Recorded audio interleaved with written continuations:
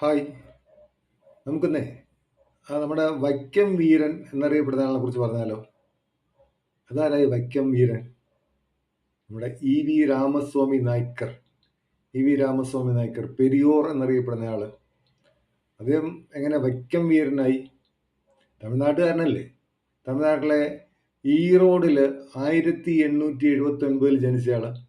അപ്പൊ 1879 തമിഴ്നാട്ടിലെ ഈറോഡ് എന്ന് പറയുന്ന സ്ഥലത്താണ് വൈക്കം വീരൻ എന്ന് നമ്മൾ വിളിക്കുന്ന പെരിയോർ എന്നറിയപ്പെടുന്ന രാമസ്വാമി നായ്ക്കർ ജനിച്ചത്.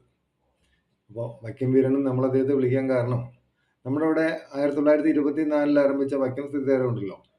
വൈക്കം ക്ഷേത്രത്തിന് സമീപത്ത് കൂടിയുള്ള റോഡുകളിലൂടി എല്ലാ ഹിന്ദുക്കളെയും നടക്കുവാൻ അനുവദിക്കണമെന്ന് ആവശ്യപ്പെട്ടുകൊണ്ട് നടന്ന സമരം വൈക്കം സത്യാഗ്രഹം. ആ വൈക്കം സത്യാഗ്രഹത്തിൽ ഇദ്ദേഹം തമിഴ്നാട്ടിൽ നിന്ന് തൻ്റെ അനുയായികളോടൊപ്പം അവിടെ എത്തുകയും സത്യാഗ്രഹികൾക്ക് വേണ്ട എല്ലാ സഹായവും ചെയ്യുകയും അവരെ അദ്ദേഹം ആശംസിക്കുകയും ഒക്കെ ചെയ്തു. അപ്പൊ അതുകൊണ്ടാണ് നമ്മൾ അദ്ദേഹത്തെ വൈക്കം വീരൻ എന്ന് വിളിക്കുന്നത്. അദ്ദേഹത്തിന്റെ പ്രതിമ നമ്മളവിടെ സ്ഥാപിച്ചിട്ടുണ്ട് വൈക്കത്ത്.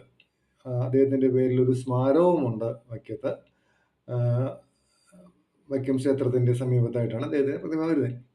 അപ്പൊ അദ്ദേഹത്തിനെ തമിഴ്നാട്ടുകാർ വിളിക്കുന്ന പേര് ഞാൻ പറഞ്ഞല്ലോ, പെരിയോർ. പെരിയോർ എന്നറിയപ്പെടുന്നത് രാമസ്വാമി നായ്ക്കരാണ്. അദ്ദേഹം 1925 ഒരു സംഘടന ആരംഭിച്ചു. 1925 സ്വാഭിമാന പ്രസ്ഥാനം, സെൽഫ് റെസ്പെക്ട് മൂവ്മെന്റ് എന്ന് പറഞ്ഞിട്ടൊരു സംഘടന ആരംഭിച്ചത് രാമസ്വാമി നായ്ക്കരാണ്. എന്നിട്ട് അദ്ദേഹം തൻ്റെ ആശയങ്ങൾ പ്രചരിപ്പിക്കാൻ വേണ്ടി ഒരു പത്രം ആരംഭിച്ചു.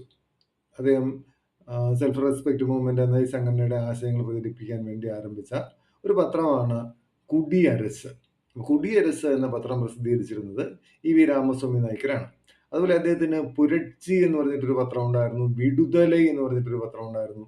അപ്പൊ വിടുതലയും പുരട്ചിയും ഒക്കെ പ്രസിദ്ധീകരിച്ചിരുന്നവർ തന്നെയാണ് രാമസ്വാമി നായ്ക്കർ തന്നെയാണ്. പിന്നെ അതുപോലെ 1938 അദ്ദേഹം ആ ജസ്റ്റിസ് പാർട്ടിയുടെ പ്രസിഡന്റായി. 1938 അദ്ദേഹം ജസ്റ്റിസ് പാർട്ടിയുടെ പ്രസിഡന്റ് ആകുന്നത്. പിന്നീട് 1944 ആയപ്പോൾ അദ്ദേഹം ഈ ജസ്റ്റിസ് പാർട്ടിയെ ദ്രാവിഡ കഴകം എന്ന പേരിൽ പുനഃസംഘടിപ്പിക്കുകയുണ്ടായി. അപ്പൊ 1944 ദ്രാവിഡ കഴകം എന്ന സംഘടന സ്ഥാപിച്ചത് ആരും ചോദിച്ചാലും നമ്മൾ ആരുടെ പേര് പറഞ്ഞാൽ മതി?